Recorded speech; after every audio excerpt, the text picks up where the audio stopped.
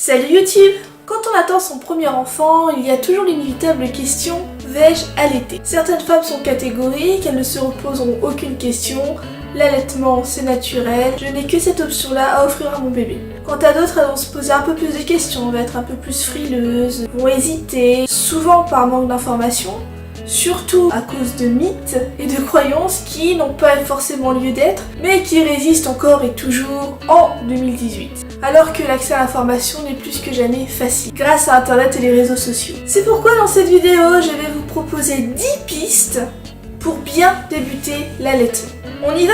C'est parti! La première question qu'on va se poser, c'est: est-ce que je vais avoir du lait? Oui, vous aurez du lait, inévitablement, quoi qu'il arrive. Évidemment, la montée de lait ne va pas arriver comme par magie, ne va pas arriver instantanément après la naissance. C'est tout à fait normal. Il faut un petit peu de temps, parfois 2 jours, 3 jours, 4 jours. Ça dépend de comment s'est déroulé l'accouchement, ça dépend de la fatigue de la maman, ça dépend tout simplement de la physiologie.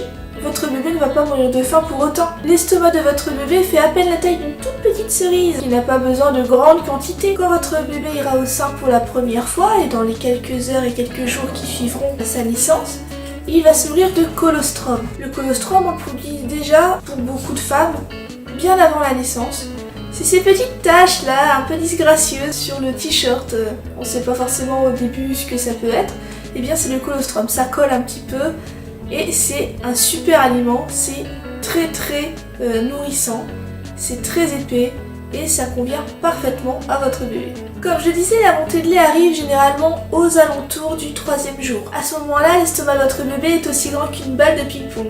Quand vous aurez votre montée de lait, vous allez vous en rendre compte. La montée de lait est souvent coriace et généralement c'est couplé avec la fameuse nuit de Java. Ah oui, cette fameuse nuit où votre bébé, si calme, si sage, si adorable, se transforme en bébé mort de faim, qui crie. Il a l'impression qu'il se réveille, qu'il se rend compte qu'il est né. La nature fait que tout est logique. D'où l'importance de mettre votre bébé au sein au maximum. Il faut oublier tout ce qui est montre, tout ce qui est papier et crayon pour écrire l'heure, le temps de téter. Il faut absolument tout jeter.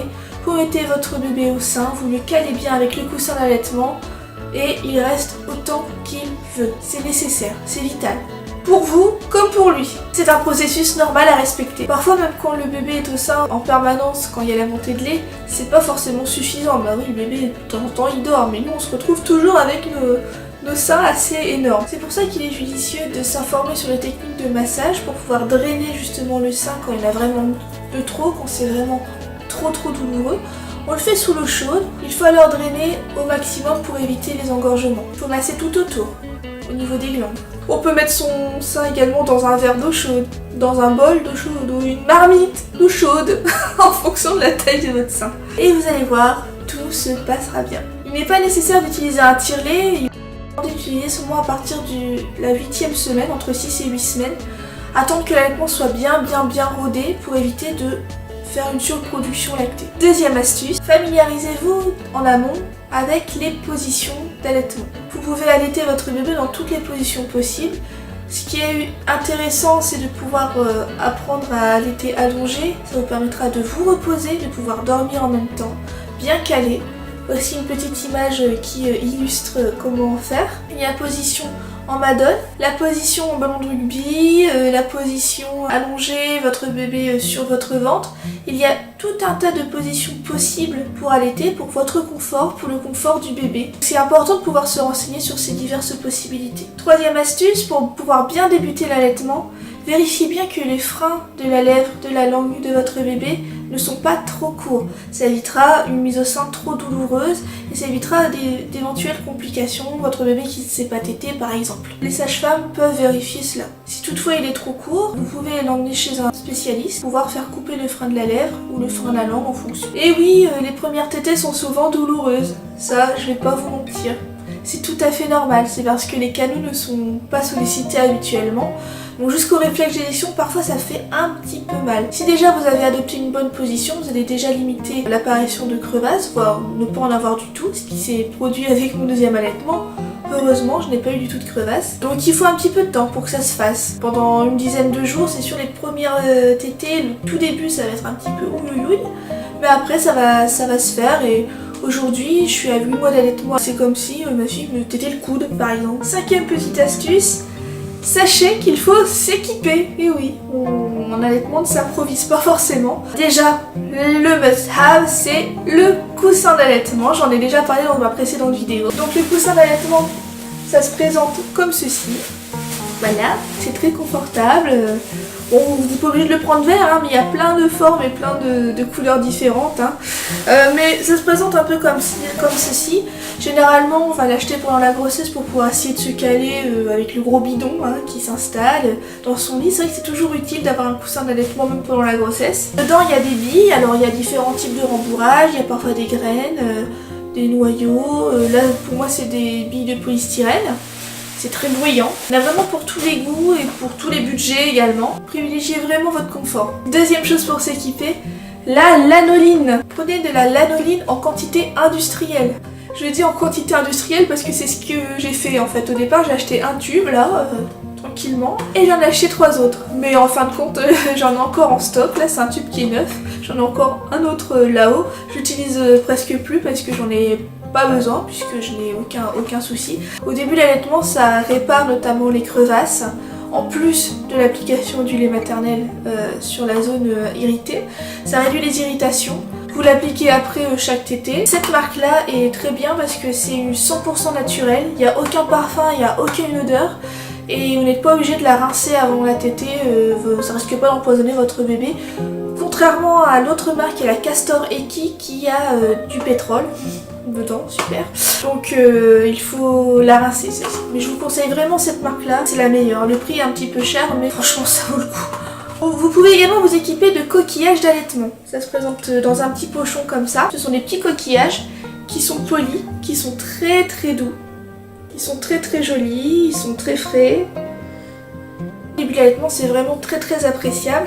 En plus c'est hyper joli et puis c'est durable. On peut le conserver pour les prochains allaitements. Ça fait une sensation de frais. C'est vraiment très doux. Je sais pas si vous pouvez voir. C'est fait à la main. Ça existe en 3 tailles.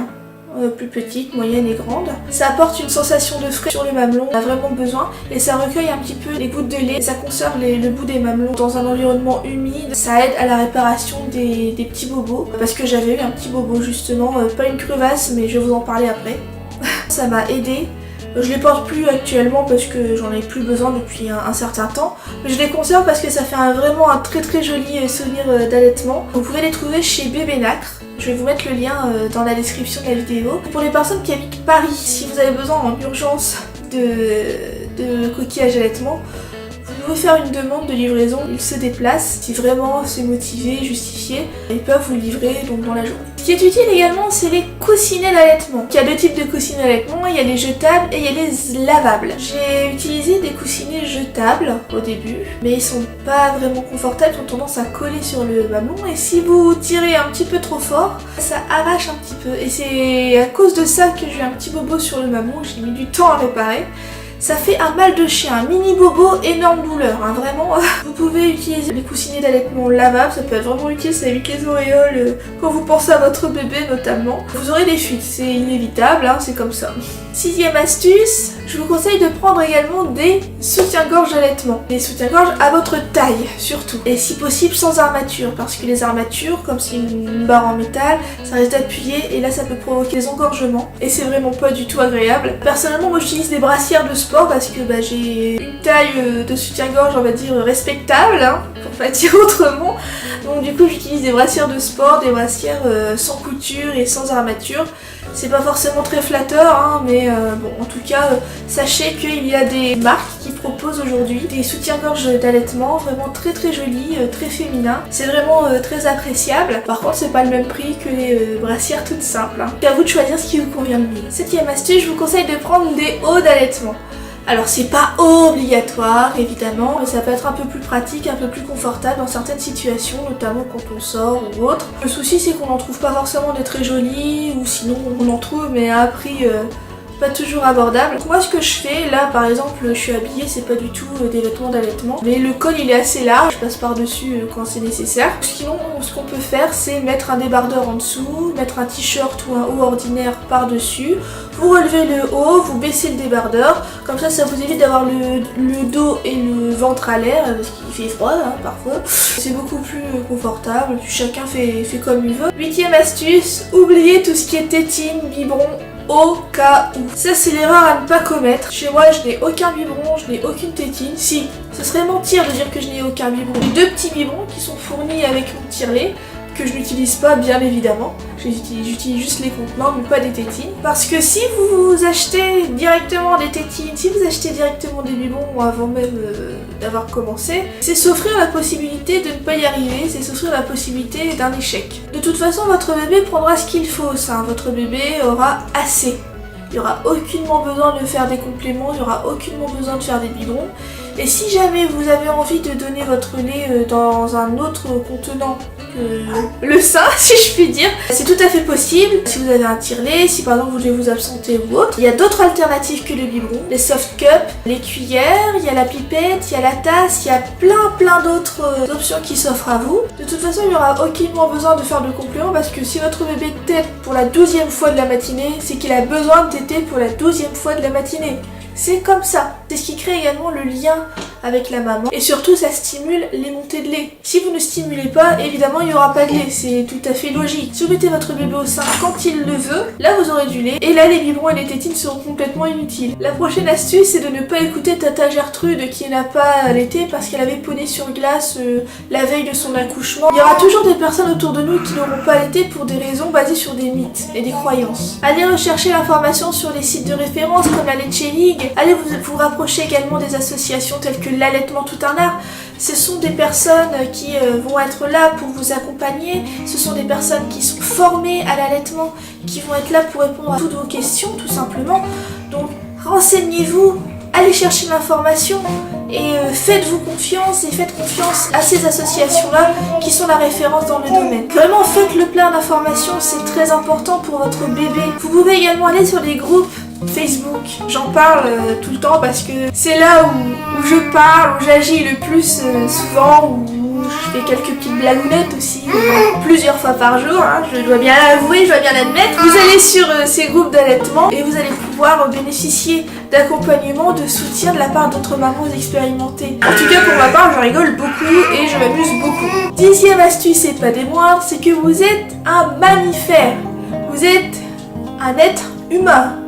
À moins que vous soyez reptilien ou que sais-je, mais généralement, vous êtes un être humain. Vous produisez du lait, c'est dans votre nature, c'est votre fonction. C'est comme ça que ça se passe depuis des millénaires, depuis que le monde est monde, depuis que l'être humain est sur Terre, et là ça se passe comme ça. Il n'avait pas de biberon, Blédina n'existait pas. Blédina on dit, c'est Blédina. Oui c'est Blédina on dit. Excusez-moi, je sais plus. C'est Blédina, Gigose, oui, ces marques-là, ça n'existait pas avant. Et les êtres humains, bah voilà, on est arrivé jusqu'en 2018 quand même. Il s'est passé un petit bout de temps jusqu'à nous. Et je ne pense pas que le lait humain soit mauvais hein, pour les humains. Donc n'oubliez pas que c'est votre fonction. Vous produisez du lait. Et surtout, faites-vous confiance. Faites confiance à votre bébé. Allez-y, lancez-vous. Tous nos ancêtres ont allaité. Et pourquoi pas vous ? Vous pouvez allaiter. C'est vous qui décidez de donner le meilleur à votre enfant. Et c'est cela qui conclut cette vidéo un petit peu longue, en tout cas longue à enregistrer. J'espère que cette vidéo vous a plu. En tout cas, moi ça m'a plu de la préparer, ça m'a plu de la tourner. N'hésitez pas à partager la vidéo parce que vraiment ça me fait vraiment très plaisir. À commenter, à liker et surtout abonnez-vous, ça me fait vraiment très plaisir. Et à bientôt dans une prochaine vidéo. Ciao!